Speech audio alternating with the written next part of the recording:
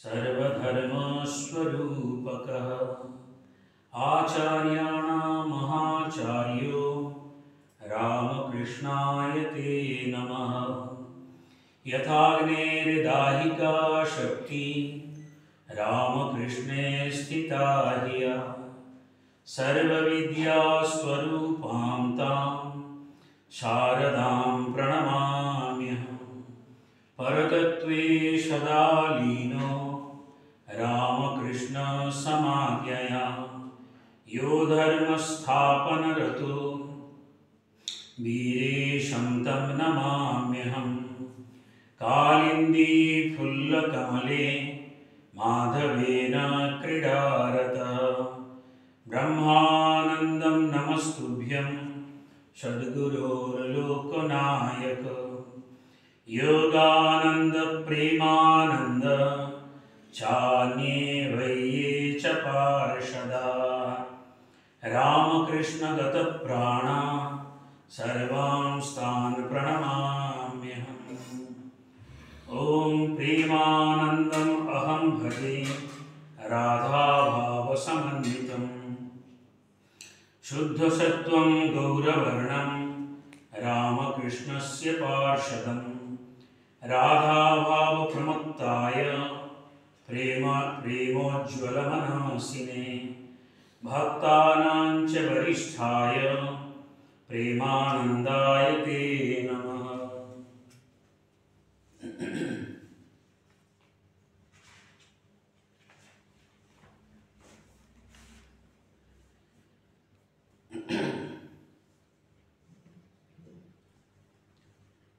आज चांद्र अग्रहायण शुक्ला नवमी तिथि 1268 साले 1268 बंगाब्दे 26 अग्रहायण 10 डिसेम्बर 1861 मंगलवार रात 11:55 जन्मग्रहण करें।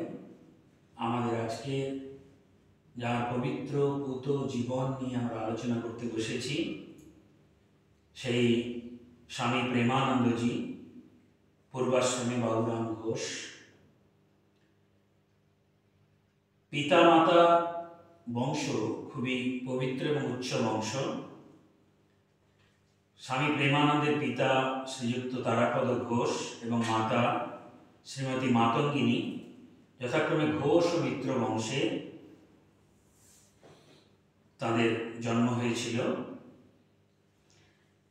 बाबूराम महाराजेर आमरा प्रथमे बाबूराम महाराज दिये कथा बोलबो। बाबूराम महाराजेर 3 भाई एवं 1 दीदी छिलेन। दीदीर नाम कृष्णभाविनी देवी। এই কৃষ্ণভাবিনী দেবীকেই বিবাহ করেন শ্রীযুক্ত বলরাম বোস মহাশয় এবং 3 ভাইয়ের মধ্যে ইনি ছিলেন মেজ। বড় ভাই তুলসীরাম এবং ছোট ভাই শান্তিরাম।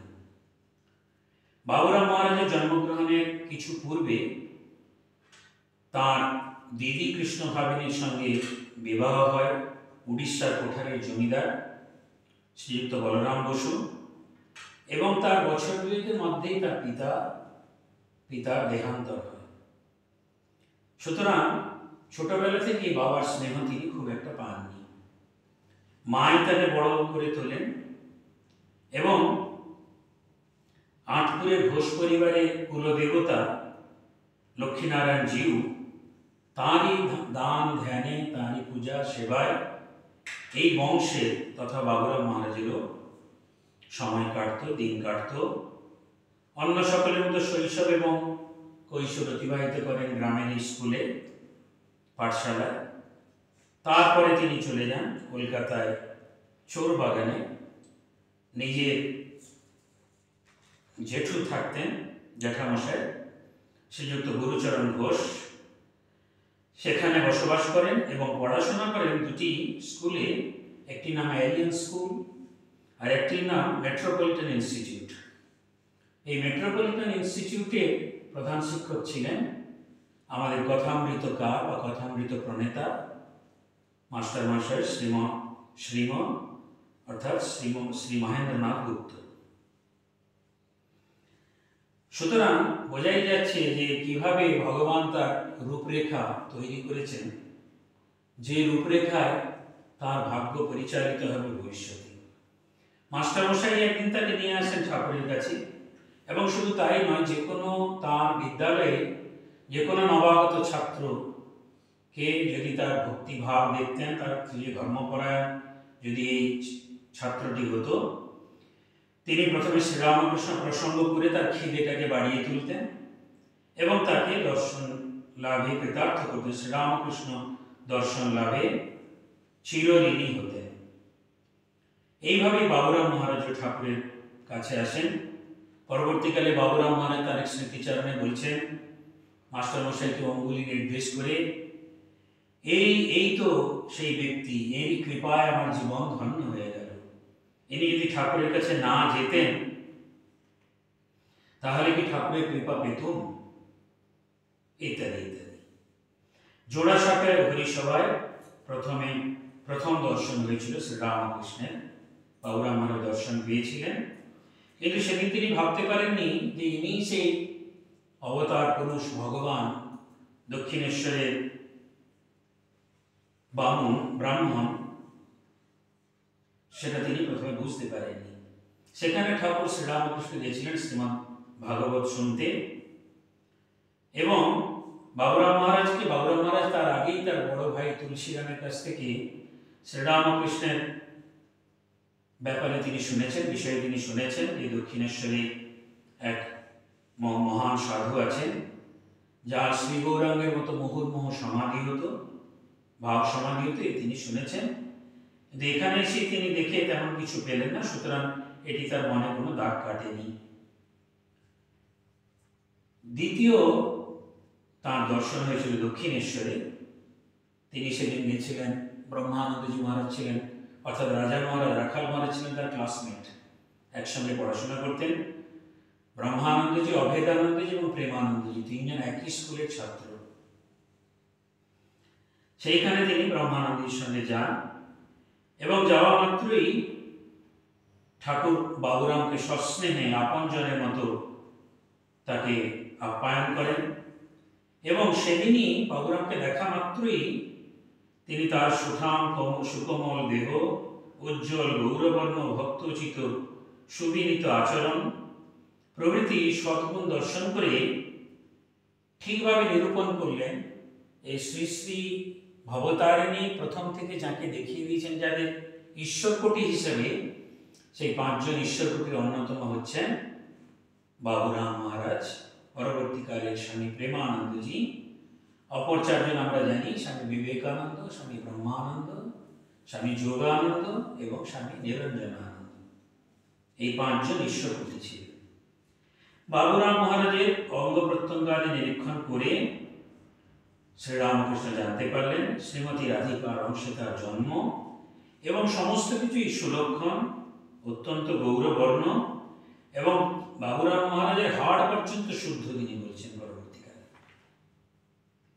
এবং আরো জানতে পারলেন যে তিনি ভক্তপ্রভু বলরাম বসুর আত্মীয়, এবং শ্রীমতীর অংশে জাত কৃষ্ণ ভাবিনী, তার মাও ছিলেন শ্রীমতীর অংশে জাত, তিনি হচ্ছেন এই বাবুরাম মহারাজের মা। দেখে খুবই আনন্দিত হলেন, এবং তাকে নিয়ে তিনি পঞ্চবটিতে গেলেন। সেখানে তিনি নানা মনোরম দৃশ্য দেখতে দেখতে তাকে বিভিন্ন বিষয়ে তিনি উপদেশ দিতে থাকেন। এর পরের দর্শন আবার সেই বাবুরাম মহারাজের সঙ্গে উনি গিয়েছিলেন, তবে দীর্ঘদিন তিনি দক্ষিণেশ্বরে যাননি। এই জন্য ঠাকুর শ্রীরামকৃষ্ণ রামদয়াল চক্রবর্তী, ঠাকুরের আরেক ভক্ত, তার মাধ্যমে তিনি বললেন, তুমি বাবুরামকে আমার সঙ্গে দেখা করতে বলো। বাবুরাম মহারাজ এলেন, সঙ্গে ছিলেন রাখাল মহারাজ এবং রামদয়াল বাবু স্বয়ং। তারা যখন আসছেন তখন ব্রহ্মানন্দজি জিজ্ঞেস করলেন, রাখাল মহারাজ জিজ্ঞেস করলেন, তুমি কি রাত্রে দক্ষিণেশ্বরে থাকবে?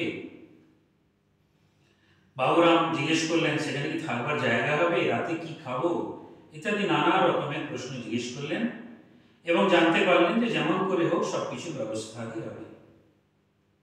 দক্ষিণেশ্বরে পৌঁছানো মাত্র তিনি দেখলেন, তিনি এসেই তিনি নিজেই বর্ণনা দিচ্ছেন, ঠাকুরের ঘরে আসে শুনিলাম তিনি মন্দিরে জগদম্বাকে দর্শন করিতে গিয়াছেন।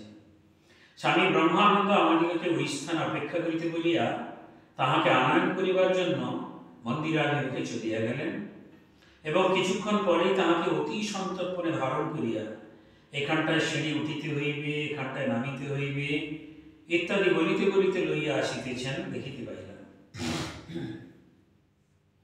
ইতিপূর্বে তাহার ভাব বিভোর হইয়া বাহ্যজ্ঞান হারাইবার কথা শ্রবণ করিয়াছিলাম। এই জন্য ঠাকুরকে এখন ওইভাবে মাতালের মতো টলিতে টলিতে আসিতে দেখিয়া বুঝিলাম তিনি ভাবাবেশে হইয়া আছেন। আরো বহু কথা আছে, এটুকুই আমাদের এখানে দরকার। ঠাকুর এসে কিছুক্ষণ পরে প্রকৃতিস্থ হয়ে বাবুরাম মহারাজকে কাছে ডাকলেন, নিজের কাছে বসালেন এবং আবার মুখে, ঠোঁটে, হাতে, পায়ে হাত দিয়ে দিয়ে তিনি দেখতে লাগলেন, লক্ষণ পরীক্ষা তিনি করলেন এবং শেষে তিনি কনুই থেকে আঙুল পর্যন্ত তিনি ওজন, হাতখানি ওজন পরীক্ষা করে চুপ করে গেলেন, শুধু বললেন বেশ। তিনি কি বুঝলেন তিনি জানেন। বাবুরাম মহারাজের পর্যবেক্ষণ, সেদিনের দর্শন শেষ হলো। রাতে উনি ওখানে দক্ষিণেশ্বরে থাকলেন। ধর্ম বিষয়ের কথা বলতে বলতে অনেক রাত হয়ে গেল। 10টা বাজার পরে তারা একটুখানি আহার করলেন এবং ঠাকুর এবং রাখাল মহারাজের শয়ন হলো ঘরের মধ্যে এবং রামদয়ালবাবু এবং বাবুরাম ঘোষ তারা ঘরের বাইরে শয়ন করলেন। কিন্তু শয়ন করবার ঘণ্টাখানেকের মধ্যেই ঠাকুর দিগম্বর অবস্থায় বগলে কাপড় নিয়ে শশব্যস্ত এসে রামদয়ালবাবুকে সম্বোধন করে বলেন, ওগো শুনছো, ঘুমলে নাকি? সবাই দুজনেই শশব্যস্তে উঠে বসলেন। ঠাকুর খুব করুণ স্বরে বললেন, বাবুরাম মহারাজ বলছেন, সেই লোকটি কি পাষাণ? ঠাকুর যার জন্য এত চিন্তিত এবং এত করুণ স্বরে গভীর রাতে এসে রামদয়ালবাবুকে বললেন, দেখো নরেন্দ্রের জন্য প্রাণের ভিতরটা যেন গামছা নিংড়াবার মতো জোরে মোচড় দিচ্ছে, তাকে একবার দেখা করে যেতে বলল। সে যে সত্যগুণের আধার, সাক্ষাৎ নারায়ণ, তাহাকে মাঝে মাঝে না দেখলে থাকিতে পারি না। সে রাত্রে ঠাকুরের ভাবে কিছুতেই উপশম হল না। তিনি বারবার এলেন এবং যখন বুঝলেন যে এদের ঘুমের ব্যাঘাত হচ্ছে আবার চলে গেলেন, কিন্তু সমস্ত কিছু ভুলে বারবার উনি আসতে লাগলেন। বাবুরাম মহারাজের মনে স্বতঃপ্রণোদিতভাবে উদিত হল যে তাকে না দেখে তার প্রাণে যে দারুণ যন্ত্রণা উপস্থিত হয়েছে তা শোনা মাত্র তার মনে হলো যে এর কি অদ্ভুত ভালোবাসা এবং যার জন্য ইনি এরূপ করিতেছেন তিনি সেই ব্যক্তি কি কঠোর। সেই রাত্রি ওই রূপে অতিবাহিত হল। পরদিন সকালবেলা বাবুরাম মহারাজ শ্রীরামকৃষ্ণকে দেখলেন, কোনো পাগলের লক্ষণ নেই, কোনো প্রকার কাতরতা কিছু নেই, সুস্থ সহজ মানুষ এবং তিনি ঠাকুরের আদেশে কালী মন্দিরে গিয়ে প্রণাম করে সেখান থেকে বিদায় দিলেন। শ্রীযুক্ত বলরাম বসু নিজের শাশুড়ি মাকে অর্থাৎ এই মাতঙ্গিনী দেবীকে তিনি ঠাকুরের কাছে তিনি প্রায় নিয়ে আসতেন। ভক্তিমতী মাতঙ্গিনী দেবী ঈশ্বর নির্ভরতার পরিচয় শ্রীরামকৃষ্ণ আগেই পেয়েছিলেন এবং ইষ্ট লাভের জন্য তিনি যা কিছু দরকার সমস্ত কিছু তিনি উৎসর্গ করেছিলেন। একদিন হঠাৎ করে যখন মাতঙ্গিনী দেবী এসছেন দক্ষিণেশ্বরে বলরাম বসুর সঙ্গে শ্রী শ্রী ঠাকুরের দর্শনে, হঠাৎ ঠাকুর দাঁড়িয়ে মাতঙ্গিনী দেবীর কাছে হাত জোড় করে প্রার্থনা করছেন, এই ছেলেটিকে তুমি আমায় দাও। এই অদ্ভুত এবং অপ্রত্যাশিত প্রার্থনায় কিছুমাত্র বিচলিত না হয়ে মাতঙ্গিনী দেবী উত্তর দিলেন, বাবা আপনার নিকট বাবুরাম থাকবে, তো কি সৌভাগ্যের কথা। বাবুরামের মনও তখন পরমহংসদেবের আরো ঘনিষ্ঠ সান্নিধ্য লাভের জন্য লালায়িত ছিল। অতএব ঠাকুরের আহ্বান এবং তাঁর গর্ভধারণের সম্মতি পেয়ে তিনি প্রায় দক্ষিণেশ্বরে আসতেন। পরম করুণাময় করুণাঘন মূর্তি শ্রীরামকৃষ্ণ বাবুরাম মহারাজের প্রতি তার স্নেহ শতধারে উদ্বেলিত হতো, বর্ষিত হতো। তিনি পরবর্তীকালে বলেছিলেন বাবুরাম মহারাজের সম্বন্ধে, ও আমার দরদি। আবার কখনো কখনো বাবুরাম মহারাজকে পাশে বসিয়ে তিনি সুর করে গাইতেন, মনের কথা কইব কিশোরী কইতে মানা, দরদি নাইলে প্রাণ বাঁচে না, মনের মানুষ হয় যে জনা, ও তার নয়নেতে যাইব চেনা, সে দু এক জনা। পরবর্তী জীবনে ঠাকুরের ভালোবাসার কথা স্মরণ করে বাবুরাম মহারাজ মঠের সাধু ব্রহ্মচারীদের বলছেন, আমি কি আর তোদের ভালোবাসি বল? যদি ভালোবাসতাম তাহলে তোরা আমার আজীবন গোলাম হয়ে থাকতিস। আহা, ঠাকুর আমাদের কত ভালোবাসতেন, তার শতাংশের এক ভাগও আমরা তোদের ভালোবাসি না। কোনো দিন রাত্রে তাকে হাওয়া করতে করতে আমি ঘুমিয়ে পড়তুম, তিনি আমাকে তার মশারির ভেতর বিছানায় শুইয়ে দিতেন। আমি আপত্তি করতুম, কারণ তার বিছানা আমার ব্যবহার করা কি ঠিক? তাতে তিনি বলতেন, বাইরে তোকে মশায় কামড়াবে, যখন দরকার আমি জানিয়ে দেব। বাবুরাম মহারাজ কলকাতা থেকে দীর্ঘকাল না ফিরলে ঠাকুর অস্থির হয়ে পড়তেন। এইরকম এরকম বহু প্রসঙ্গ কথামৃতে আছে, দু একটি প্রসঙ্গের উল্লেখ করছি। 1885 খ্রিস্টাব্দের একদিন চৈত্রের দিনে ঠাকুর হঠাৎ করে বাবুরাম মহারাজকে না দেখতে পেয়ে প্রচন্ড রোদে তিনি পৌঁছান বলরাম বসুর বাড়িতে, এবং সেখানে পৌঁছেই তিনি বলেছিলাম 3টায় আসবো, তাই আসছি, কিন্তু বড় ধূপ, ছোট নরেন এবং বাবুরামের জন্য এলাম। এবং বলরাম বাবুকে তিনি বলছেন বাবুরাম সম্বন্ধে নৈকস্য কুলীন, হাড় শুদ্ধ। ভাবমুখে তিনি দেখেছিলেন বাবুরাম দেবী মূর্তি, গলায় হার, সখী সঙ্গে, আর বলেছিলেন ও স্বপ্নে কি পেয়েছে, ওর দেহ শুদ্ধ, একটু কিছু করলেই ওর হয়ে যাবে, কি জানো, দেহ রক্ষার অসুবিধা হচ্ছে, ও এসে থাকলে ভালো হয়। এটি কথামৃতের 4th ভাগে 112 পাতায় এটি উল্লিখিত আছে এই ঘটনাটি। আবার আরেকটি ঘটনা তিনি আরেকদিন কথামৃতের অন্য জায়গায় 152 পাতায় তিনি বলছেন, কাল ভাবাবস্থায় এক পাশে থেকে পায়ে ব্যথা হয়েছিল, তাই বাবুরামকে নিয়ে যাই, ও দরদি। ভাবাবস্থায় ঠাকুর তো সকলের স্পর্শ সহ্য করতে পারতেন না, পাছে পড়ে যান, এই জন্য অন্যান্য কেউ স্পর্শ করলে তিনি খুব কষ্ট পেতেন। সেই জন্য উনি বাবুরাম মহারাজকে বিভিন্ন জিনিস শিখিয়ে দিয়েছিলেন। কখনো যখন থিয়েটার দেখতে গেছেন, চৈতন্য লীলা কিংবা অন্য কিছু যখন দেখতে গেছেন, তখন উনি বাবুরাম মহারাজকে বলতেন, দেখ আমার তো এসব দেখলে ভাব সমাধি হবে এবং লোকেরা একটা হইচই বাঁধাবে, তুই কিচ্ছু না বলে আমাকে ধরে থেকে আমাকে নাম শোনাবি, নাম গান করবি, তখন আমি জেগে উঠব। সেই রকম আবার বলেছেন, যদি আমি কখনো এরকম ভাব সমাধি হয়ে যায়, তুই আমাকে ধরে থাকিস। আবার একদিন তার হাত ধরে, বাবুরামের হাত ধরে বলছেন, তুই আমায় একদিন রেঁধে দিস, তোর হাতে খাবো। দক্ষিণেশ্বরে সমাগত ভক্তদের ভাব সমাধি দেখে বাবুরাম মহারাজ একদিন ঠাকুরকে ধরে বসলেন, ঠাকুর আমাকে ভাব সমাধি করে দিতেই হবে। ঠাকুর বললেন, আমার ইচ্ছায় কি হয় রে, মায়ের ইচ্ছা না হলে হয় না। এবং ততই বাবুরাম মহারাজ আবদার করতে থাকেন, না আপনাকে আমাকে ভাব সমাধি করে দিতেই হবে। অগত্যা ঠাকুর একদিন জগদম্বার শ্রীচরণে নিবেদন করলেন, কিন্তু উত্তর এলো বাবুরামের ভাব হবে না, জ্ঞান হবে।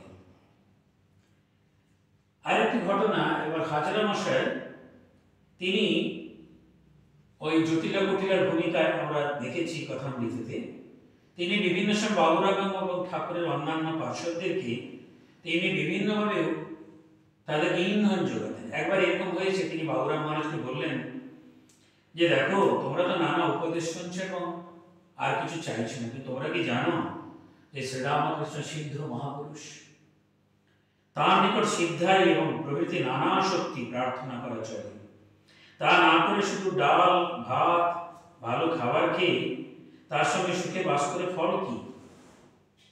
একদিন বাবুরাম আমার পাশেই ছিলেন। হাজারার কাণ্ড দেখে বাবুরামকে তিনি আলাদা ঘরে নিয়ে গেলেন এবং বললেন, আচ্ছা তোরা কি চাইবি, আমার যা কিছু তা সবই তো তোদেরই জন্য বল, আমার যা কিছু অনুভূতি প্রবৃত্তি হয়েছে সবই তো তোদের জন্য, বেকারের মতো ক্যাংলামও করিসনি, ওতে মানুষকে মানুষ থেকে পৃথক করে দেয়, বরং আমার সঙ্গে তোদের সম্বন্ধ ভালো করে বুঝে নে এবং সমস্ত ধনের অধিকারী হওয়ার চেষ্টা কর। বাবুরাম মহারাজ তাঁর স্মৃতিতে বলছেন, বিনোদেশ্বর দাশগুপ্তের একটি বইতে বিনোদেশ্বর দাশগুপ্ত বাবুরাম মহারাজের বলছেন, বয়ানে বলছেন যে এরা যখন যেতেন তখন বাবুরাম মহারাজ গৃহীদের জন্য, ঠাকুর গৃহীদের জন্য একরকম এবং সন্ন্যাসীদের জন্য আরেক রকম তিনি উপদেশ দিতেন। কখনো কখনো যখন গৃহীভক্ত থাকতো না তখন দক্ষিণেশ্বরের দরজা বন্ধ করে দিয়ে, তার ঘরের দরজা বন্ধ করে তিনি ত্যাগ বৈরাগের উপদেশ দিতেন এবং মাঝে মাঝে বাইরে গিয়ে চুপি চুপি দেখতেন যে কোনো বিষয় লোক এসেছে কিনা। কামিনী কাঞ্চনে যদি বিতৃষ্ণা এসে যায়, সেই জন্য বিভিন্ন কথা উপমা দিয়ে তিনি ত্যাগী ভক্তদের, তাদের প্রাণে তিনি নতুন করে উদ্দীপনা সঞ্চার করতেন।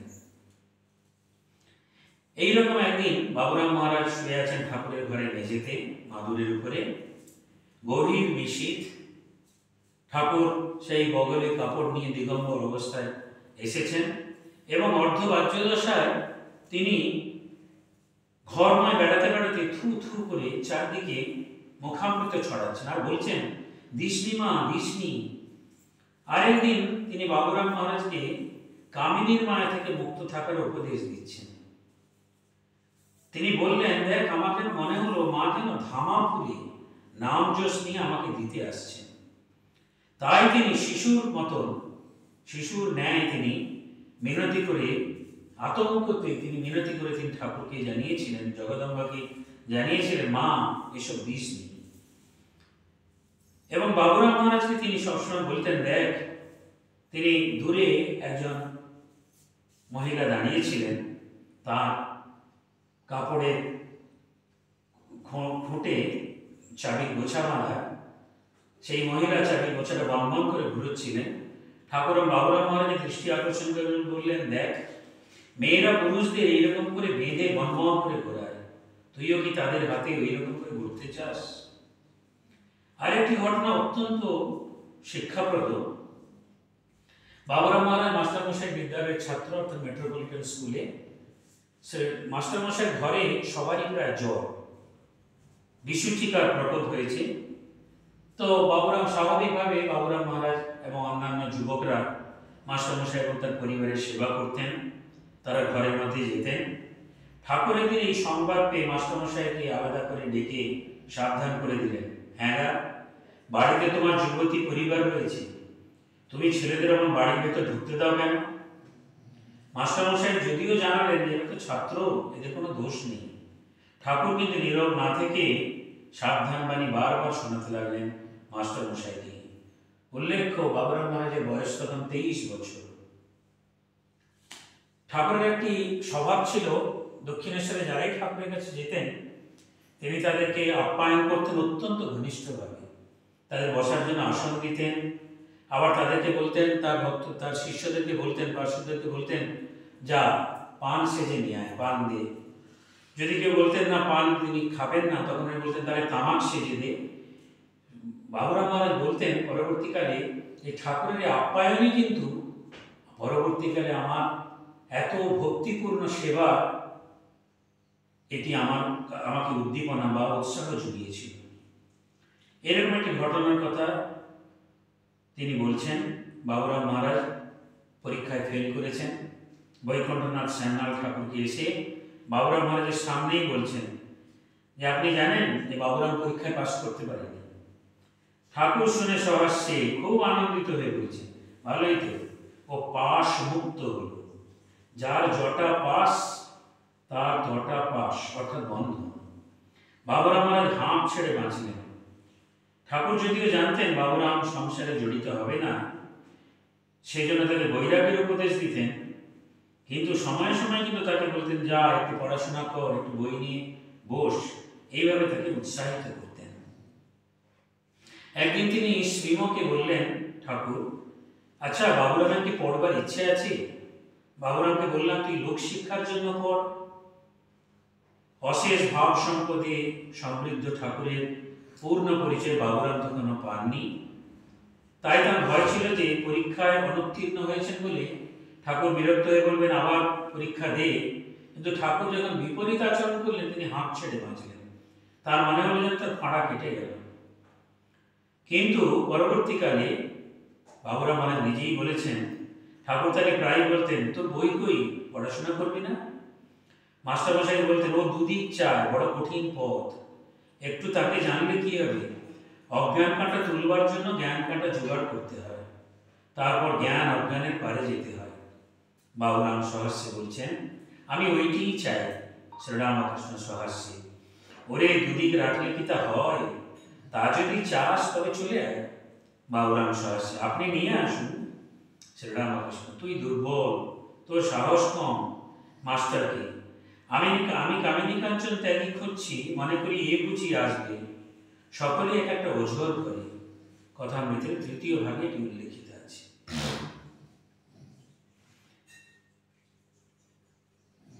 ঠাকুরের দেহত্যাগ হলো 1886 সালে আগস্ট মাসে। তারপর সবাই দলবল নিয়ে স্বামী বিবেকানন্দ অর্থাৎ নরেন্দ্রনাথ দত্ত এবং সবাই দল বেঁধে আটপুরে এলেন বাবুরাম মহারাজের বাড়িতে। বাবুরাম মহারাজের মা ডেকেছিলেন বাবুরাম মহারাজকে এবং অন্যান্য পার্শ্বদিক অন্যান্য শ্রীরামকৃষ্ণ শিষ্যদেরকে ডেকেছিলেন এবং তারা ওখানে সপ্তাহখানিক ওখানে ছিলেন। সেই সময় হঠাৎ একদিন প্রায় অজান্তেই তারা সারা রাত ওখানে ধ্যান করেন এবং যীশু খ্রিস্ট অর্থাৎ ঈশার জীবন ও পূত জীবন ও বাণী এবং বৈরাগ্যদীপ্ত জীবনের কথা তারা আলোচনা করেন।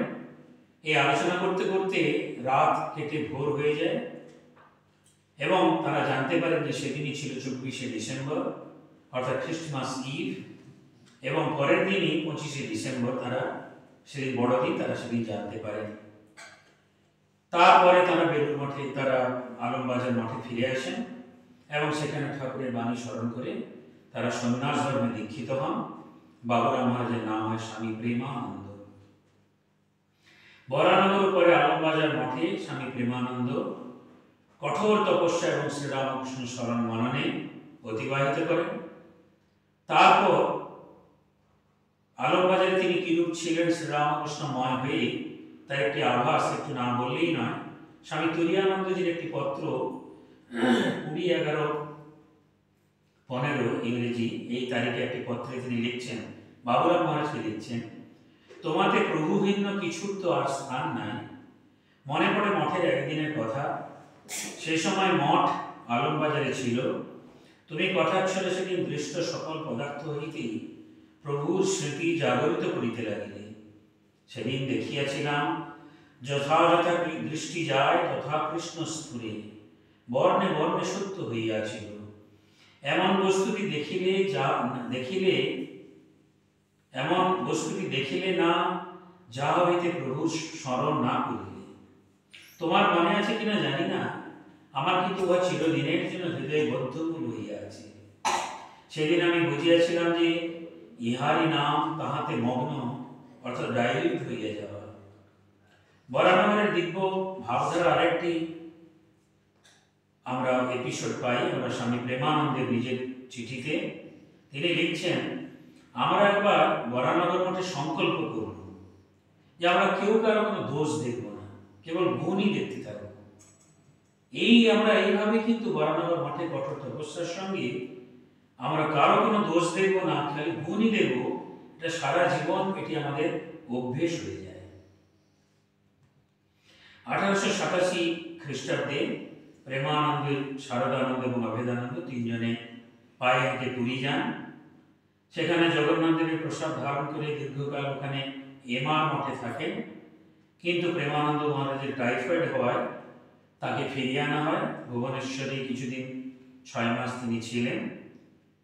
তারপর তাকে ফিরিয়ে আনা হয় আলমবাজার মঠে। তবে সেখান থেকে 1890 খ্রিস্টাব্দে তিনি কাশীতে যান। স্বামীজি তখন গাজীপুরে। তিনি স্বামীজিকে ফিরিয়ে আনার অনেক চেষ্টা করেন কিন্তু বিফল মনোরথ হন। প্রেমানন্দজি সেই সময় দর্শন করেন 2 মহাপুরুষকে কাশীতে। প্রথম জন হচ্ছেন জীবনমুক্ত পুরুষ ত্রৈলঙ্গ স্বামী এবং দ্বিতীয় হচ্ছেন ভাস্করানন্দ স্বামী। দুজনে সাক্ষাৎ লাভ করেন। 1895 খ্রিস্টাব্দে তিনি বিভিন্ন উত্তর ভারতের বিভিন্ন তীর্থ দর্শন করে তিনি বৃন্দাবনে ফিরে এসে কালাবাবুর কুঞ্জে কিছুদিন থাকেন এবং তন্ময় হয়ে তিনি কঠোর তপস্যা করেন। সেই সময় তার সঙ্গী ছিলেন তখন ব্রহ্মচারী কালীকৃষ্ণ, পরবর্তীকালে স্বামী বিরজানন্দ। এবং দীর্ঘকাল তারা বিভিন্ন জায়গায় ঘোরেন। রাধারানীর জন্মস্থান বর্ষানায় বেশ কিছুদিন ছিলেন। সেখানে ব্রজরমণীদিগকে প্রেমানন্দজি গোপী জ্ঞানে ভূমিষ্ঠ প্রণাম করতেন। বর্ষানায় 1.5 মাস ছিলেন এবং তারপর অন্যান্য স্থানে কিছুদিন থেকে কালীকৃষ্ণ মহারাজ অর্থাৎ বিরজানন্দ অসুস্থ হতে তারা দুজনেই এলেন হরিপ্রসন্ন বাবু অর্থাৎ পরবর্তীকালে স্বামী বিজ্ঞানানন্দজি, যিনি ছিলেন এটোয়ায়, এবং সেখানে কিছুদিন থাকেন। সেখানে কিছুদিন কালীকৃষ্ণ মহারাজের চিকিৎসাধীন হয়। তারপরে আবার তারা কিছুদিন ওইখানে তিনি থাকেন, আবার তারা বৃন্দাবনে ফিরে যান। এদিকে সংবাদ এলো যে স্বামী বিবেকানন্দ ভারতে ফিরছেন। তাদের যদিও মন ছিল তখন যে আমরা বৃন্দাবনে এখনই ত্যাগ করবো না, কিন্তু স্বামীজির আকর্ষণে তারা ফিরে আসেন 1896 শেষে কলকাতায়। রাস্তায় আসার পথে স্বামী প্রেমানন্দজি এবং অন্যান্যরা তারা জয়রামবাটি যান বর্ধমানে নেমে। সেখানে তারা এক পক্ষকাল ছিলেন এবং সেখানে একটি ঘটনা ঘটল।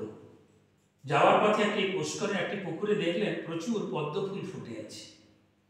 তার ইচ্ছে হলো যে পদ্মফুল তুলে শ্রী শ্রী মায়ের শ্রীচরণে তিনি অর্পণ করবেন। তো পানাভর্তি পুকুর এবং কালীকৃষ্ণ মহারাজ তখন সবে অসুস্থতা থেকে উঠেছেন, সুস্থ হয়েছেন, তাই তিনি তাকে নামতে না দিয়ে নিজেই নেমে গেলেন এবং অনেকগুলি, তাছাড়া কালীকৃষ্ণ মহারাজ সাঁতারও জানতেন না, তিনি নেমে তিনি অনেকগুলি প্রায় 20-25টা পদ্ম তিনি তুললেন। কিন্তু তীরে উঠে এসে দেখলেন তার গায়ে 20-30টা জোঁক ঝুলছে। অনেক চেষ্টায় ওগুলোকে তুলে ফেলা হলো বটে, কিন্তু তার সারা শরীর রক্তাক্ত হয়ে গেল। তিনি কোনো উপায়ান্তর না দেখে মায়ের বাড়ি এক কয়েক হাত দূরে তিনি শ্রী শ্রী মার ওখানে যান এবং পদ্মফুল অর্পণ করেন। মা তার অবস্থা দেখে ভীষণ বিচলিত হন এবং তিনি তাকে সাবধান করে দেন যে পরবর্তীকালে না জেনে শুনে এইভাবে কোনো জায়গায় তিনি যেন কোনো ঝুঁকি না নেন। জয়রামবাটি থেকে তারা তারকেশ্বর দর্শন করে আটপুরে যান এবং সেখানে 2-3 দিন থাকার পরে তারা আলমবাজার মঠে ফিরে এসে দেখেন 4-5 দিন আগেই স্বামীজি পৌঁছেছে। এ সময়ে গুরুভ্রাতাদের নিজেদের সম্বন্ধে প্রেমানন্দজি মহারাজের নিজস্ব স্মৃতি আমাকে সংক্ষেপ করে বলতে হবে, শুধু যেগুলো তার নিজের কথা ওগুলোই আমি পাঠ করব। সে সময় স্বামীজি একটা নিয়ম করলেন যে যারা মঙ্গল আরতিতে আসতে পারবে না তাদের পরের দিন কিন্তু খাবার ওখানে পাওয়া যাবে না, তাদের বাইরে ভিক্ষে চেয়ে সেদিনে উদর পূরণ করতে হবে। এমনই একদিন হলো যেদিন প্রেমানন্দজি ঘুম থেকে উঠতে পারলেন না। শ্রীরামকৃষ্ণ আবার একজনকে বললেন, যাও কানের কাছে ঘন্টাটা বাজিয়ে দেয়। বাবুরাম মহারাজ উঠতে দেরি হলো। বাবুরাম মহারাজ পরে এসে তিনি স্বামীজির কাছে খুব অনুশোচনা করে বললেন, আজ উঠতে পারিনি ভাই, আমার জন্য সকলের অসুবিধা হয়েছে বুঝতে পারছি, তা ভাই তুমি তো নিয়ম করেছো যে উঠতে পারবে না তার শাস্তি হবে, আমায় তুমি শাস্তি দাও। স্বামীজি শোনা মাত্র গম্ভীর হয়ে তাকে জড়িয়ে ধরে বললেন, বাবুরাম তুই কি করে ভাবলি আমি তোকে শাস্তি দেব? এভাবে দুজনেই অত্যন্তভাবে ইমোশনাল হয়ে গেলেন, ভাবপ্রবণ হয়ে গেলেন, ভাব বিহ্বল হয়ে গেলেন। কিন্তু তখনই স্বামী ব্রহ্মানন্দজি সেখানে দুজনের মধ্যে এসে তিনি বললেন, এখানে শাস্তির প্রশ্ন উঠছে না, যে নিয়মটা হয়েছে ভাই তোমাকে মানতে হবে। আর বাক্য ব্যয় না করে প্রেমানন্দজি তিনি বাইরে বেরিয়ে গেলেন এবং ভিক্ষে চেয়ে সেদিনের তিনি বিনাতিপাত করলেন।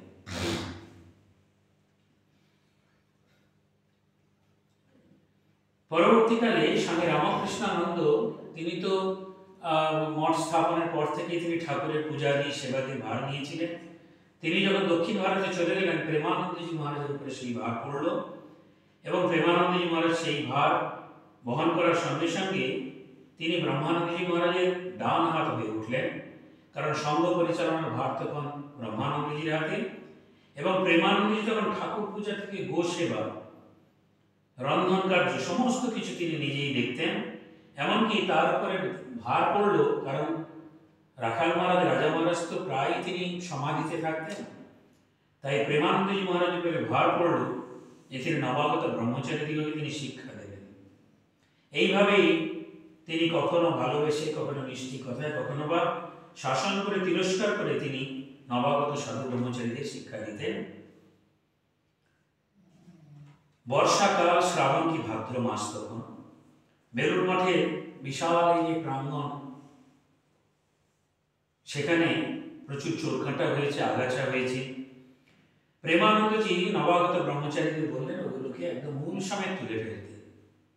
তো কিছুক্ষণ পরে প্রেমানন্দজি দেখলেন যে দু একজন ব্রহ্মচারী যদি মূল থেকে তুলে ফেলছে, কিন্তু কয়েকজন আছেন তারা ইতিমধ্যে ছুরি এনে তার গোড়ার কিছুটা দূরে তারা কেটে ফেলছে। তিনি দেখে অত্যন্ত বিরক্ত হলেন এবং গম্ভীর হয়ে বললেন, এ কি, ছুরি দিয়ে কাটলে? নবাগত ব্রহ্মচারীরা বলছেন, শিকড় ওঠানো বড়ই হাঙ্গামা, তাই ছুরি দিয়ে কাটছে। প্রেমানন্দ উনি গম্ভীরভাবে বললেন, হাঙ্গামা? আমি ভেবেছিলাম ঠাকুরের কাজ তোমরা আনন্দে করছো। হাঙ্গামা যদি মনে করো, সে কাজ আমি করতে বলিনি। আমাকে না জিজ্ঞাসা করে ছুরি দিয়ে কাটা বড় অন্যায়, কারণ তাতে আগাছার শিকড়গুলো আর সহজে উঠানো যাবে না। একটু দূরে একজন ব্রহ্মচারী ধীর স্থিরভাবে শিকড় সমেত আগাছা তুলছে দেখে তিনি বললেন, ওই দেখো, তোমাদের মধ্যে একজন নিখুঁতভাবে কাজ করছে, তোমাদের মধ্যে বুদ্ধি করে ছুরি দিয়ে সে কাটছে না। কিছুক্ষণ নীরব থেকে তিনি বললেন, দেখো বাবা, একটা কথা বলছি, ভবিষ্যতে তোমরা অনেক বড় বড় কাজ করবে, কিন্তু ফাঁকি দেওয়ার বদ অভ্যাসটুকু যদি তা একবার জীবনের স্তরে স্তরে ঢুকে পড়ে, তাহলে আর রক্ষা নাই। সামান্য উঠানের ঘাস পরিষ্কার করার কথা আমি বলছি না, দৈনন্দিন জীবনের যাবতীয় খুঁটিনাটিতে এই ফাঁকি দেওয়ার অভ্যাসটুকু দৃঢ়ভিত্তি স্থাপন করলে জীবন বিষময় হয়ে উঠবে। সুতরাং এটা করো না, এটা আমার অনুরোধ। আবার প্রেমানন্দজি মহারাজ যখন তিনি নবাগত ব্রহ্মচারীদের কোনো কাজ বলতেন, তিনি কিন্তু সেই কাজ নিজে করে তাদেরকে শেখাতেন। ওই আছে আমাদের আপনি আচরি ধর্ম পরের শেখায়। তো তিনি কখনো কখনো বলতেন, কাজ কথা বলুক, মুখটা বন্ধ থাকুক। একদিন তিনি ব্রহ্মচারীদের বললেন গোবরের নাড়ু দিতে। তিনি তাদের সঙ্গে গোবর দিয়ে নাড়ু পাকালেন। ভক্তদের তিনি আবার বলছেন যে ভক্তদের শুধু পায়ের ধুলো দিয়ে কি নিজের পরকালটা খাবো নাকি? তাই গোবরও কুড়োই, নাড়ুও দিই, গরুর সেবাও করি, আবার ঠাকুর পুজোও করি। এই কটি কথার মধ্যে বাবুরাম মহারাজের সারা জীবনে একটি সুন্দর ছবি ফুটে উঠেছে।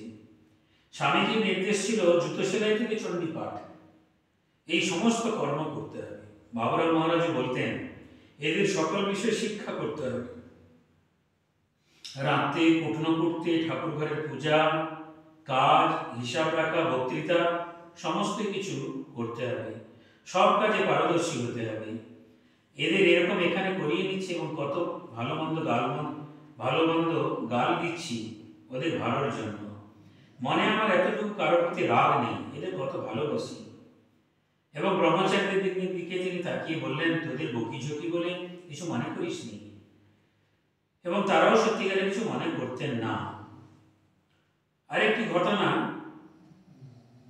তিনি সাধু ব্রহ্মচারীকে তিনি কাজ শেখাতেন এবং প্রয়োজনে তিনি তাদেরকে তিরস্কারও করতেন, কিন্তু শ্রীরামকৃষ্ণ প্রসঙ্গাদি করতেন এবং সঙ্গে সঙ্গে শাস্ত্র চর্চা না করলে তিনি বিশেষ বিরক্ত হতেন। একদিন মেদিনীপুর থেকে ফিরে তিনি জনৈক ব্রহ্মচারীকে দেখলেন, সে অতিমাত্রায় লিপ্ত হয়ে সে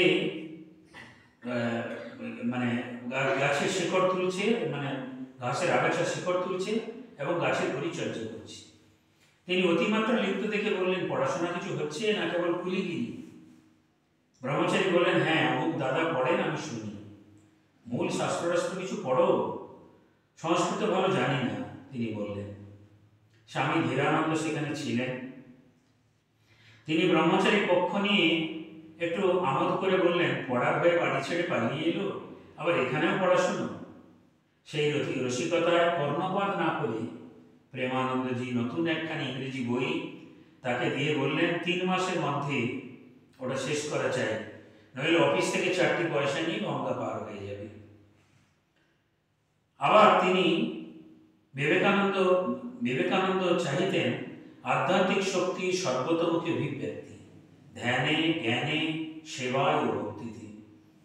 বেলুড় মঠে নবাগত জনৈক ব্রহ্মচারী এই নতুন বার্তা হৃদয়ঙ্গম করতে না পেরে গতানুগতিক প্রাচীন সংস্কারে বসে যখন প্রশ্ন করলেন, কিরূপ ধ্যান করব, প্রেমানন্দ সহজভাবে উত্তর না দিয়ে মূল তথ্যের প্রতি দৃষ্টি আকর্ষণ করে বললেন, ওসব এখন ছেড়ে স্বামীজিকে ধ্যান কর। তাহলে তাঁর সত্তা পেলে ঠিক ঠিক তাঁর সেবার ভাব তোর ভিতর জন্মাবে। তাঁর কৃপাতেই ঠাকুরকে তখন বুঝতে পারবি। প্রেমানন্দজি তিনি যা কিছু তিনি শিক্ষা দিতেন, গীতাকে ভিত্তি করে তিনি শিক্ষা দিতেন। তিনি একদিন সাধনা রূপান্তর কি তা তিনি বলছেন ব্রহ্মচারীদের, স্বকর্মণা তোমার ভিয়েছিয়া সিদ্ধিম বিন্দতি মানব। তরকারি করতে বসে অবিরাম তিনি ঠাকুরের প্রসঙ্গ করতেন এবং তিনি বলতেন, যেমনভাবে গরু তার খাবার গিলে ফেলে পরবর্তীকালে জাল কাটতে থাকে, তেমনিভাবে আমরা ঠাকুরের কাজ করব। এই সঙ্গ ঠাকুরের শরীর, এই সঙ্গের প্রতিটি কাজ ঠাকুরের কাজ। সুতরাং আমরা যখন কোনো কাজ করব তখন যেন ওই গবাদি পশুর মতো জাল কাটতে কাটতে তার কথা স্মরণ করতে করতে আমরা যেন তার সমস্ত কাজ করি। এমনকি তিনি বলছেন, ফুল তোলাও কিন্তু ঠাকুরের সেবা করা, এবং সেটি কিন্তু তাকে উৎসর্গ করে না তুললে সেখানে কিন্তু অপরাধ ঘটবে, কারণ সেই উদ্যানটিও কিন্তু তাঁর ঠাকুরের। আর বাগানের এই যে বিকশিত কুসুমরাজি বিরাটের পূজায় অর্পিত। তাই তিনি স্বামী তুরীয়ানন্দজি একদিন লিখছেন একটি জায়গায়, তিনি বলতেন, তোমরা যেখানে শোভাগমন করিবে সেখানে আনন্দের স্রোত বহিবে। নিত্যোৎসব ভবে তেষাং নিত্য শ্রীর নিত্য মঙ্গলম येषां হৃদিস্থ ভগবান মঙ্গলায় তনম হরিহি। কোনো রাতে কোনো ব্রহ্মচারী হয়তো মশারি খাটাতে ভুলে গেছেন, প্রেমানন্দী পরে এসে আবার তার মশারি খাটিয়ে দিচ্ছেন। কেন? আর ঠাকুরের সন্তান পরবর্তীকালে ঠাকুরের সেবা পূজা করবে। তাই প্রেমানন্দজি কখনো কখনো কাউকে বকলেও এবং সেই ব্রহ্মচারীকে অভিমান করে না খেত, উনি তার পেছনে দুধের বাটি নিয়ে ঘুরে বেড়াতেন। এরূপ ঘটনা নিত্য ঘটত। তিনি স্বামী বিবেকানন্দ একদিন তাকে বলেছিলেন, বাবুরাম তুই দীক্ষা দিসনি, কারণ তুই দীক্ষা দিলে তোর আর বাবুরামের চেলার মধ্যে ঝগড়া হবে। বাবুরাম সে আদেশ অক্ষরে অক্ষরে পালন করেছিলেন।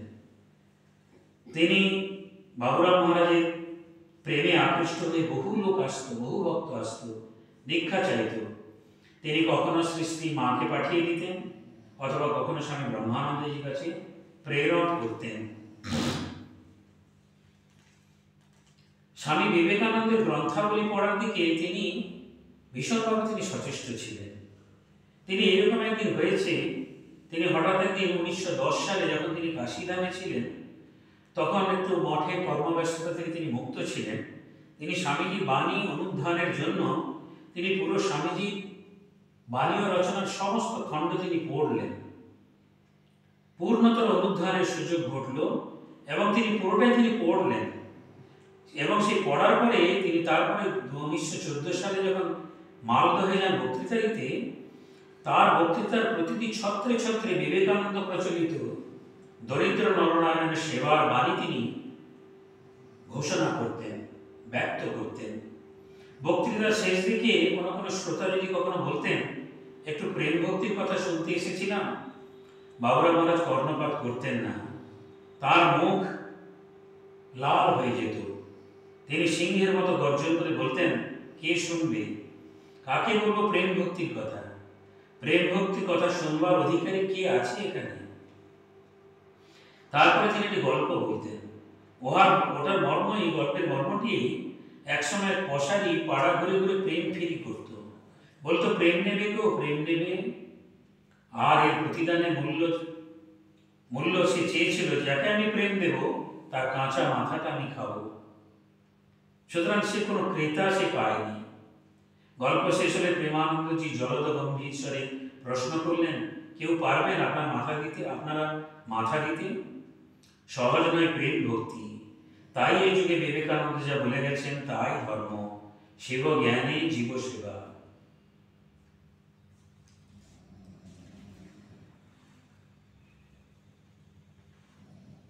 কলকাতার সম্ভ্রান্ত বংশীয় একটি যুবক যিনি প্রেমানন্দজিকে জানতেন, তিনি অসৎসঙ্গে করে গাঁজা ভাঙ এসব খেতেন। তো তার বাড়ির লোকেরা বহু চেষ্টা করেও তাকে এই নেশা থেকে মুক্ত করতে পারেনি।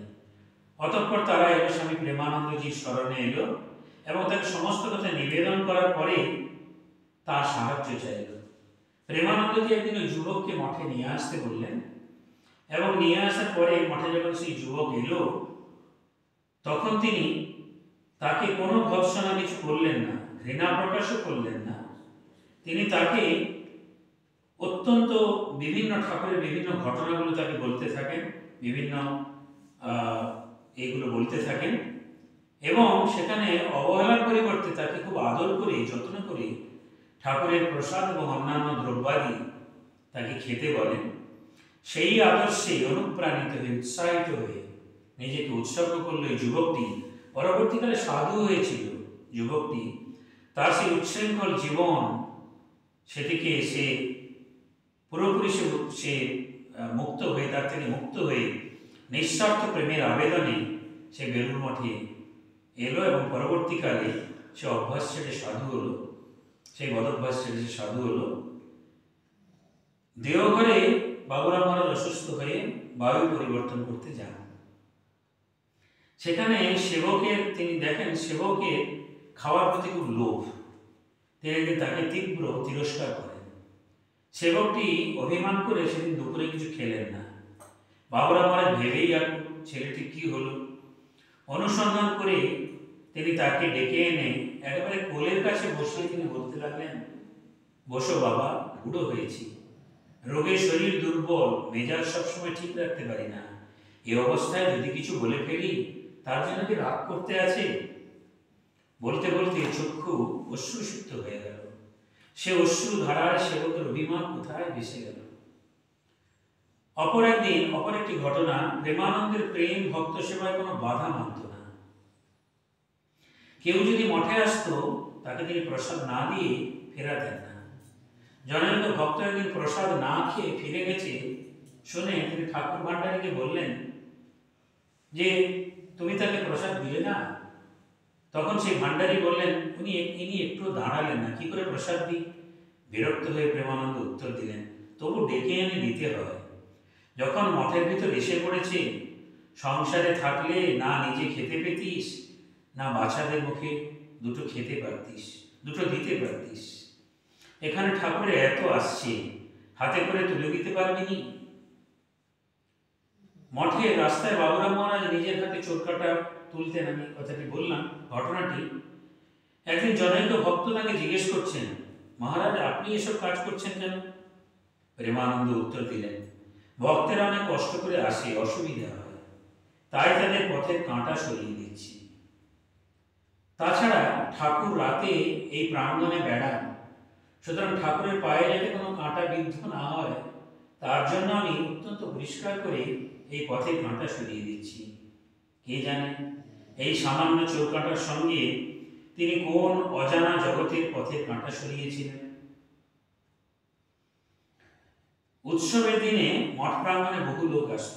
তার মধ্যে ভদ্রলোক ছিল, মুচি, মেথর, ধনী দরিদ্র সর্বস্তরের মানুষ ছিলেন, যাকে নারায়ণ জ্ঞানে প্রেমানন্দজি পঙ্ক্তি ভোজন করাতেন, খিচুড়ি পরিবেশন করতেন। হঠাৎ একদিন এইরকম একটি ঘটনার ক্ষেত্রে তিনি দেখলেন সমস্ত লোক খাচ্ছে, তদারকি করছেন, কিন্তু এক জায়গা থেকে ক্রমাগত চিৎকার হচ্ছে, খিচুড়ি চাই, খিচুড়ি চাই, খিচুড়ি দাও।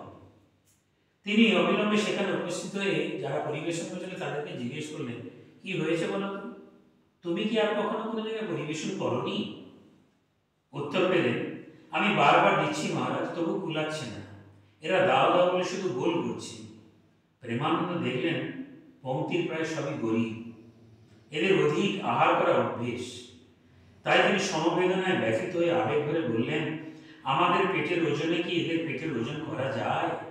জানি না জীবনে কদিন এরা পেট ভরে খেতে পায়। এদের পেটে যে দিনরাত আগুন জ্বলছে, ওরে যা যা, বালতিটা ওদের এক এক পাতে ঢেলে দিয়ে ঠাকুরের প্রসাদ পেট ভরে খেয়ে নিক। বলতে বলতে তাঁর স্বর শুষ্ক হয়ে এল, নয়ন করে বাড়ি ঝরে পড়ল। প্রেমানন্দ আর নিজেকে সামলাতে পারলেন না, অন্য জায়গায় চলে গেলেন। অনেক বাবুরা আসতেন তখনকার দিনে বেলুড় মঠে মুক্ত বায়ু সেবন করতে। প্রেমানন্দজি তাদেরকে মিষ্টি আলাপ করতেন তাদের সঙ্গে, এবং প্রেমানন্দজি ব্যবহারে মুগ্ধ হয়ে তারা বারবার যাতায়াত করতে থাকেন মঠ প্রাঙ্গণে। এরকম অনেক সময় মঠের প্রসাদ বিতরণের সময় অতীত হয়ে গেছে, হয়তো কেউ এসে পৌঁছেছে। প্রেমানন্দজি তখন ঠাকুর ভান্ডারী বা তার সেবক কাউকেই, ব্রহ্মচারীদের কাউকেই না তুলে তিনি চুপি চুপি রান্নাঘরে ঢুকতেন। এরকম একদিন একজন দেখতে পেয়ে বলছেন, মহারাজ আপনি নিজে ঢুকে এখানে রন্ধনশালায় কি করছেন? উনি বললেন, দেখো গৃহস্থদের অনেক কাজ করতে হয়, সবসময় কি তাদের আসা সম্ভব? তাই এখন তারা এসেছে, কি করে তাদেরকে প্রসাদ না দিয়ে চলে যেতে বলি বলো দেখি। তাই আমি নিজে এসে তাদের জন্য রান্না করছি। এবং বলা বাহুল্য, ব্রহ্মচারীরা তার কাছ থেকে এটি নিয়ে সেই কাজ সম্পাদন করতেন। তিনি অসুখ বৃদ্ধির আশঙ্কায় কেউ যদি তাকে বলতেন যে আপনি একটু যান, একটু বিশ্রাম করুন, তিনি বলতেন, এই আমার স্বভাব। ভক্তদের সেবা ও ঈশ্বরের পূজা এক জিনিস। দেহর থেকে দিন দুই আগে মঠের জনৈক সেবককে ডেকে তিনি বললেন, তুমি একটি কাজ করতে পারো? সেবক যখন বললেন, বলুন কি করতে হবে? প্রেমানন্দজি বললেন, ভক্তদের সেবা করতে পারবে? তিনি বললেন, খুব পারবো। ঠাকুর আবার প্রেমানন্দ আবার আবেগ ভরে বললেন, এটা কিন্তু ভুলো না, ঠাকুরের প্রসাদ পেলে ভক্তদের পরম কল্যাণ হবে। এই ছিল তাঁর সুদৃঢ় বিশ্বাস। আর বলতেন, একবার যখন পুণ্যস্থানে ঠাকুরের স্থানে এসেছে তখন দুটো ভালো কথা শুনে যাক। এরকম একদিন হয়েছে পুরীতে, তখন প্রেমানন্দজি আছেন পুরীতে, তখন তিনি জগন্নাথ ক্ষেত্রে তিনি এসেছেন, এবং সেদিন তিনি এসে দেখেন তিনি শ্রীরামকৃষ্ণ উদার ভাব তিনি প্রচার করছিলেন, এবং সংকীর্তনের মাধ্যমে তিনি প্রচার করছিলেন। তেমন একদিন উনি দেখলেন যে মন্দিরের সামনেই খ্রিস্টান প্রচারকরা যিশুর মহিমা ঘোষণা করছে। তিনি অমনি ভীষণভাবে তিনি ক্ষুব্ধ হলেন, কারণ তার মধ্যে জাতিগত সংস্কার, হিন্দু সংস্কার তার মধ্যে জেগে উঠল। তিনি অমনি গিয়ে খোল করতাল নিয়ে হরিবোল হরিবোল উচ্চ ঈশ্বরে করতে করতে তিনি তাদেরকে বাধা দেন, এবং সঙ্গে সঙ্গে শত শত নরনারী ওখান থেকে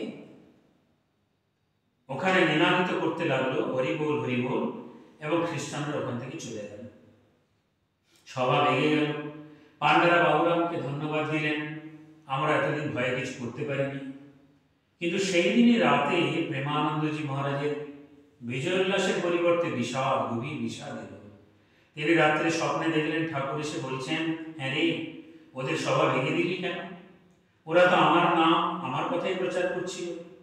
কাল ভোরে উঠে গিয়েই ক্ষমা চাইবি, কাল ভোরে উঠে গিয়েই ক্ষমা চাইবি ওদের কাছে।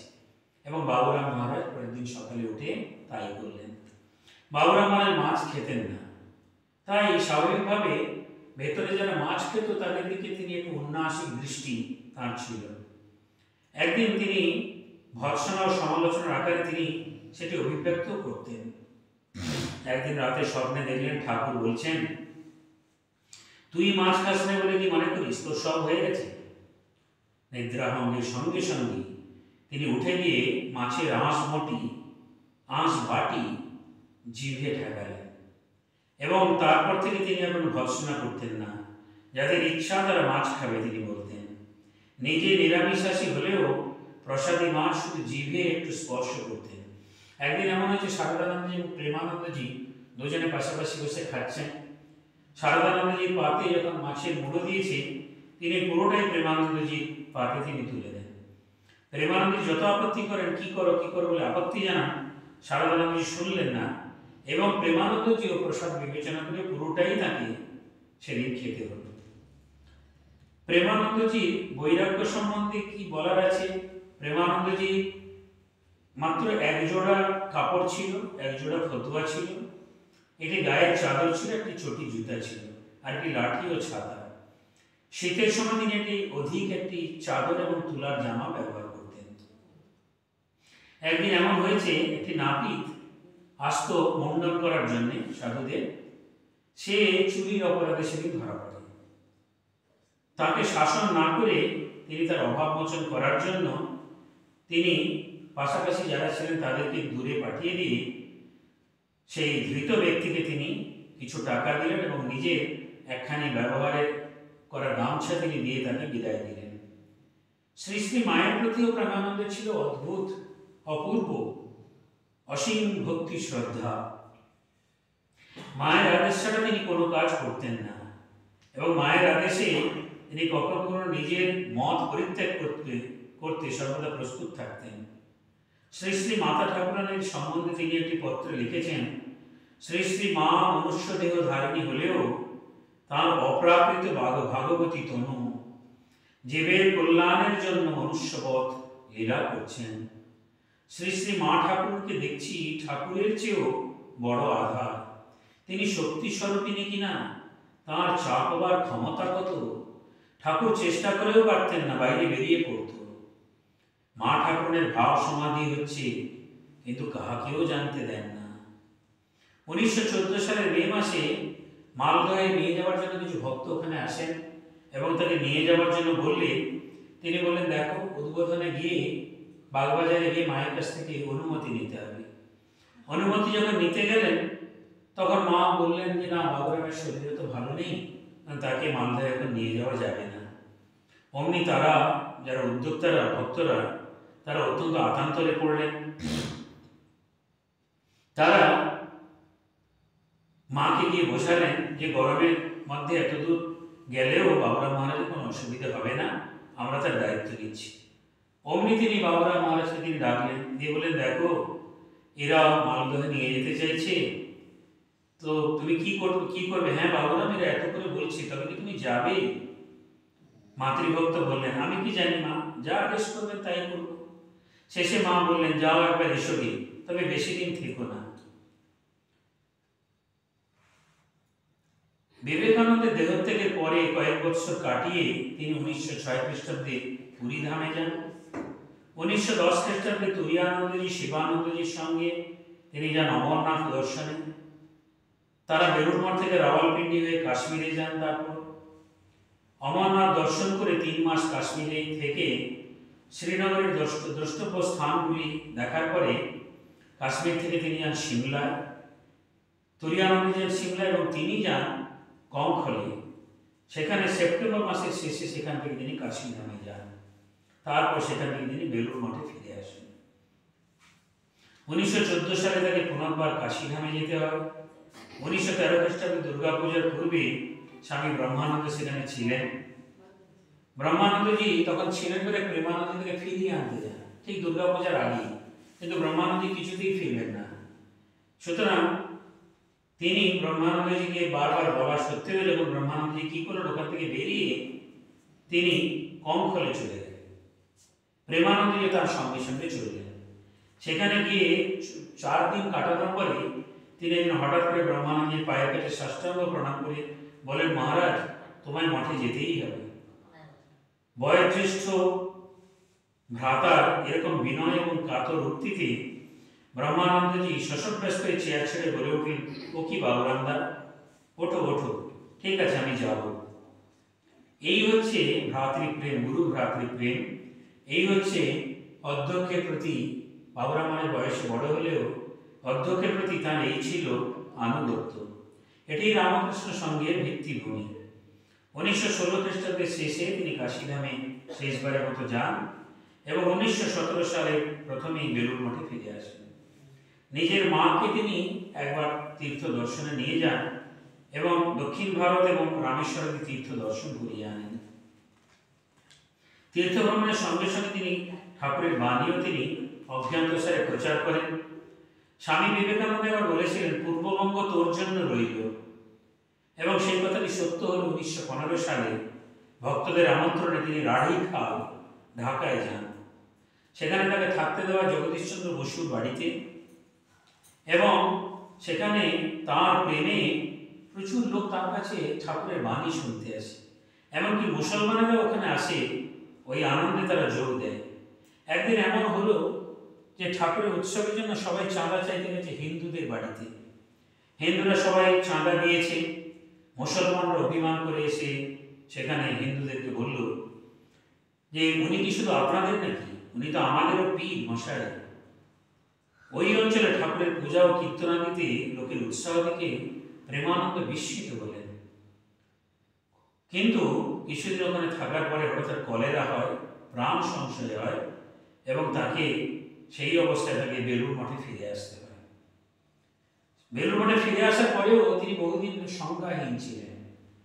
সবাই মনে করলেন বাবুরাম মহারাজ হয়তো শরীর ত্যাগ করবেন, কিন্তু বাবুরাম মহারাজ হঠাৎ দু একদিন বাদেই একটুখানি সুস্থ উঠে বললেন, ভয় নেই, এর দেহ এখন যাবে না, কারণ মা বেঁচে আছেন। এই রহস্য নাকি জানতেন তিনি, সেখানে সেটি উল্লেখ করলেন। তিনি বললেন একদিন তার মা মাতঙ্গিনী দেবী তিনি এসে শেষে রামকৃষ্ণ যখন চাইলেন তাকে বাবুরাম মহারাজকে, তখন তিনি বাবুরাম মহারাজ নিজের সন্তান দিয়ে প্রার্থনা করলেন, বাবা এই দীক্ষা দিন, ভগবানের যেন আমার ভক্তি থাকে আর আমায় যেন পুত্রকন্যার শোক পেতে না হয়। ঠাকুর সে বর দিয়েছিলেন। বাবুরাম মহারাজ অমোঘ বাণীর কথা এখন সকলকে স্মরণ করিয়ে দিলেন এবং তারপর তিনি ধীরে ধীরে সুস্থ হয়ে উঠলেন। তার জন্য ঢাকার মুসলমানরা শিরনি মেনেছিলেন যে তিনি সুস্থ হলে তারা শিরনি ওখানে তারা অর্পণ করবেন এবং বাবুরাম মহারাজও ধীরে ধীরে সুস্থ হয়ে ওঠেন। যাই হোক, এবারে তার মুসলমানদের প্রতি তার দৃষ্টি, তার প্রীতিপূর্ণ সম্বন্ধের কথা আমরা বললাম। তিনি 1917 সালে শেষবার তিনি যান পূর্ববঙ্গে এবং সেখানে এত লোক হয়েছিল, জনৈক প্রত্যক্ষদর্শী তিনি একটি জায়গায় লিখছেন, মহাত্মা গান্ধীকে দেখবার জন্য তেমন লোক সমাগম হয় না। এতে হিন্দু মুসলমান সবাই এত এসেছে যে ময়মনসিংহের টাঙ্গাইল মহকুমার খারিন্দা গ্রামে প্রচুর লোক সমবেত হয়। যাই হোক, একজন মৌলবী তাকে পরীক্ষা করবার জন্য সেখানে আসেন এবং তাকে পরাস্ত করবার জন্য তিনি সম্মোহিনী বিদ্যা প্রয়োগ করেন ওখানে, কিন্তু তিনি অপারগ হন। বাবুরাম মহারাজের সেই সম্মোহিনী বিদ্যায় বাবুরাম মহারাজ কোনো প্রকার সম্মোহিত হননি। তিনি বাবুরাম মহারাজের বাণীতে উপদেশে তিনি সেই মুসলমান অত্যন্ত প্রীত হন। বাবুরাম মহারাজ কিন্তু মুসলমানের এই সমস্ত কার্যকলাপ জানতে পেরেও বিরক্ত নয়, তিনি মৌলবীকে ফল মিষ্টান্ন তিনি দেন। তখন মৌলবী বলেন, আপনি এ যাবৎ উদারমত প্রচার করছিলেন, আপনি আমার সঙ্গে এক পাতে খেতে পারবেন? প্রেমানন্দী দৃঢ়স্বরে বললেন, হ্যাঁ পারি। এবং কার্যত তাই করলেন। মৌলবী যখন সঙ্গী ধীরানন্দকে আমন্ত্রণ করেন একসঙ্গে খাওয়ার জন্য, প্রেমানন্দ বাধা দিয়ে বলেন, না, একজন খেলেই হবে। ধীরানন্দের অবস্থা এখনো এরূপ নয়। এরপরে কিন্তু তিনি অসুস্থ হয়ে পড়েন প্রেমানন্দজি। খারিন্দার পরে তিনি ঢাকায় গমন করেন। ঢাকা থেকে নারায়ণগঞ্জ হয়ে হাসাটা এবং সোনার গাঁ এইসব বিভিন্ন জায়গায় ঘুরে তিনি একটি জায়গায় তিনি সোনার গাঁতে তিনি গিয়ে তিনি দেখেন লোকেদের ওখানে খাওয়ার জল নেই। তিনি ওখানে কীর্তন, উপদেশ, বক্তৃতা, দৈনন্দিন সমস্ত তিনি উপদেশাদি তিনি দিতেন এবং তিনি একদিন সেই জায়গার লোকেদেরকে নিয়ে তিনি বললেন কিভাবে জলাশয়গুলি কচুরিপানা থেকে মুক্ত করতে হবে। কিন্তু তারা পুরোপুরি কচুরিপানা মুক্ত না করতে পারায় প্রেমানন্দজি নিজেই নেমে গিয়ে ছেলেদের উৎসাহ বাড়ানোর জন্য তিনি নেমে গিয়ে তিনি জল থেকে পানা তুলতে লাগলেন। এইরকম একটি অস্বাস্থ্যকর পরিবেশে থাকার জন্য তিনি কিন্তু কালা জ্বর তার শুরু হলো। তাকে কলকাতায় তড়িঘড়ি নিয়ে আসা হলো। সেখানে এসে রোগের কিছুটা উপশম হলে তাকে বায়ু পরিবর্তনের জন্য বিহারে বৈদ্যনাথ ধামে নিয়ে যাওয়া হলো। সেখানে প্রথম উপকার হলেও তারপরে কিন্তু বৈদ্যনাথে প্রচুর লোকের ইনফ্লুয়েঞ্জা ব্যাধি মহামারী হতে লাগলো। সেই মহামারী তাঁরও হলো। সুতরাং স্বামী শিবানন্দজি তখন তিনি মঠ থেকে তিনি এসে তাকে নিয়ে গেলেন, মঠে ফেরত নিয়ে গেলেন এবং পরবর্তীকালে কলকাতায় নিয়ে এসে চিকিৎসার বন্দোবস্ত করলেন। কিন্তু সেই রোগ ছিল প্রতিকারের অতীত। অতএব সুচিকিৎসা সত্ত্বেও ফিরে এসে চতুর্থ দিনেই তিনি স্বধামে প্রস্থান করলেন। সেদিন দিন ছিল 30শে জুলাই, মঙ্গলবার, বিকেল 4:15, 1918 সাল। সেই দিন সকাল থেকে সাধুরা নাম কীর্তন করছিলেন। স্বামী ব্রহ্মানন্দ বিমর্ষভাবে ঘর বাহির করিতে লাগিলেন। একবার ভিতরে যাইয়া প্রেমানন্দকে বলিলেন, ঠাকুরের কথা বেশ মনে পড়ছে তো, তাহলে আমাদেরও ভরসা হয়। ঠাকুরের মানসপত্র রাখালের মনে কখনো, এমনকি মরণকালেও বিস্মরণ উপস্থিত হইতে পারে না, বাবুরামেরও নহে। ইহা জানিয়াও ব্রহ্মানন্দ বর্তমান জড়সভ্যতার দিনে প্রমাণ স্থাপনের জন্য এবং সমবেত সাধু ও ভক্তদের মনে শ্রদ্ধা জন্মাইবার জন্যই সম্ভবত এরূপ প্রশ্ন করিয়া থাকিবেন। যখন ইহা হৃদয়ঙ্গম করিয়াই যেন বাবুরাম মহারাজ একগাল হাসিয়া ঘাড় নাড়িলেন আর ক্ষীণস্বরে বলিলেন, কৃপা কৃপা কৃপা। এই বলিয়া ঠাকুরের ছবির দিকে তাকাইয়া রইলেন, কিন্তু বড়ই গম্ভীর। মহাসমাধি পূর্বে একদিন তিনি স্বামী শারদানন্দকে অন্যমনস্কভাবে বলিয়াছিলেন, চাঁপা ফুলের মতো রং কাপড় পরতে ইচ্ছা করে, আর বেল ফুলের মতো ধবধবে অন্ন খেতে ইচ্ছা করে। শুনিয়া এক পরিপক্ক বুদ্ধি ব্রাহ্মণ চিন্তা করিয়াছিলেন, আমরা গৃহস্থ, অত সব জোগাড় কি করে করব? তিনি কি করিয়া জানিবেন যে লাহারিণী শক্তি হইতে বিচ্ছুরিত হইয়া যে মূর্তি মর্তধামে ভগবত কার্য সাধনের জন্য এতকালে নিয়োজিত ছিলেন, আজ তিনি স্বরূপে লীন হইতে চাহেন। বাবুরাম মহারাজ এই দৈব ভাষায় তারই পূর্বাভাস দিলেন মাত্র। প্রেমানন্দ স্বামী প্রেমের হাট ভাঙিয়া চলিয়া গেলেন। নিদারুণ সংবাদ চারিদিকে বিস্তৃত হইয়া সকলের মনে মর্মান্তিক আঘাত প্রদান করিল।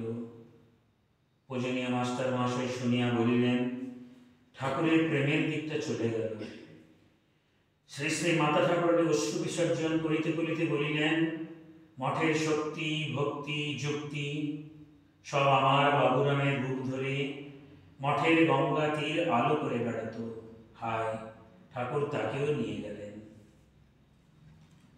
ওম নিরঞ্জনম নিত্যমনন্ত রূপম ভক্তানুকম্পাধৃত বিগ্রহং বৈ ঈশাবতারম পরমেশমিদ্যম তং রামকৃষ্ণং শিরসা নমামি।